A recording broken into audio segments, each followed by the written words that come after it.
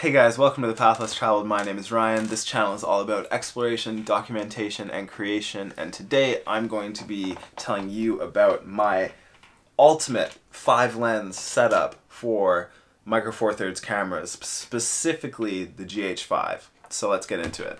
If you guys are curious right now, I am filming this on the GH5 with the 12-60 Leica, and I've got it with the new firmware 2.3 doing facial tracking, and so we'll see how it goes today. Let me know. Well, I'll see how it goes, but it looks like it's doing really well so far, so thumbs up to Panasonic. Thank you guys for improving our autofocus. It's awesome. Okay, so let's get into the lenses. Here I've got 3 zoom lenses and 2 primes. And these are the 5 lenses that I will automatically bring with me on almost any shoot. Even though it's 5 lenses, they don't take up much space, as you can see. And so it's pretty easy for me to just shove these in a camera bag, in my backpack, and not really have to be like, oh my goodness, this is taking up so much space, like, I don't know if I can carry this. So it's great. Love the Micro Four Thirds system for that reason. First up, the 12-35 f2.8. This is the version 1, but just a beast of a lens.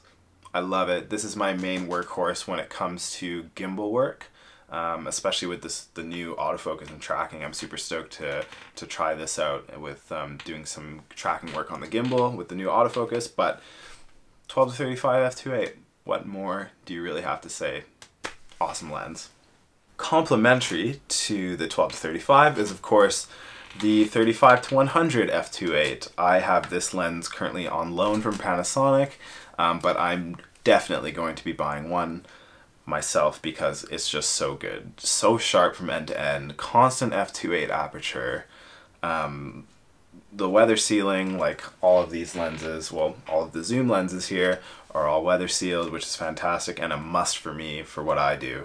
Power OIS, and with the IS lock function, have you guys used the IS lock on the GH5 and G9? Oh my goodness, it's like, you know, you can be at, I've seen people at 200 with the 50-200, so a 400mm equivalent on a full frame. IS lock, it looks like the thing is on a tripod, so fantastic. No worries about using a telephoto zoom and having shaky shots with this guy. And I skipped over this one at the start because I was so excited about the other ones, but this is the Olympus 7-14 f2.8 Pro.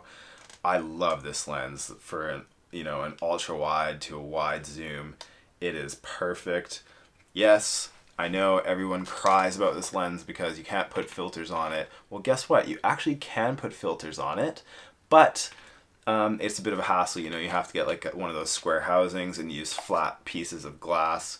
Those can get expensive and they're bigger than just the screw-on Freds. I know, it's not ideal, but I bought this before the Panasonic 8-18 came out. So really there was no other choice. The Laowa wasn't a thing really back then, at least I don't think it was. And this was the best there was, so I got it. I still love it. Weather sealed, beast, actual good manual focus ring, although, you know, it's a wide angle lens, so you're not really using that focus too much, but it's great. And I don't know if any of you guys have been wondering about this, but this little function button does work with the GH5. You can custom set it to for another function, so that's pretty cool too. But the 8-18 is another great choice, or the Laowa 7.5 is another great choice. Just depends what you really need. Then we get into the prime lenses. First of all, we have the VOIGTLANDER 17.5 f0.95. If you want to see my review of this lens, check out the top right hand corner right meow. But I love this lens so much. It is my favorite lens for the system that I've used so far. Declickable aperture, beautiful colors out of here, a soft image, the VOIGTLANDER look, which is hard to describe, but when you see it you just know. And it's gorgeous, it's weighty, It's totally manual though, as most of you guys will know. So, but I think that's kind of made me a better filmmaker now. Like I've had to, you know, really just work on manual focus, handheld, not weather sealed though. So you have to be a little bit careful if you're bringing it out into the elements. And number 5 is the newest addition to my lenses and the perfect complementary lens to the Voigtlander 17.5. In my opinion, it is the Voigtlander 42.5 f/0.95, so a 85mm equivalent for full frame cameras. And again, it's just beautiful. It's what you expect from a Voigtlander. I've managed to pick this one up secondhand, which I was so happy about because these Voigtlanders can get quite pricey, but I picked this up for secondhand. Steal of a deal, and I use this a lot for detailed shots. It's amazing. Both the Voigtlanders are pretty much macro lenses too. Like, I'll put some shots up. You can get silly close to a subject with these Voigtlanders. And if you punch in even further with the Panasonics using the Xtella functions, man, you can get some really cool shots. So I'll show you guys some of the shots that I've been getting. And this thing is just a bokeh beast. I typically use my Voigtlanders around f1.4. That seems to be the sweet spot where, you know, more than just like the tip of a pin is in focus, but still taking advantage of this super fast glass. Those are the 5 lenses that I think make the ultimate combination for the Micro Four Thirds system, specifically the GH5.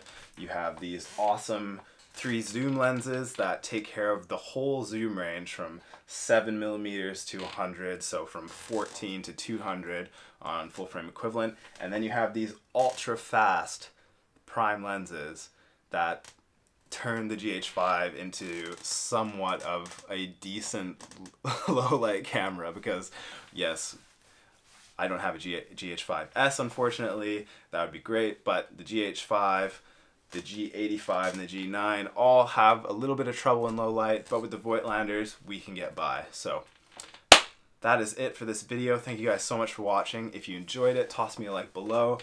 Consider subscribing and support the channel. I'd really appreciate it, especially if you guys are liking these videos. Why not stick around for a few more?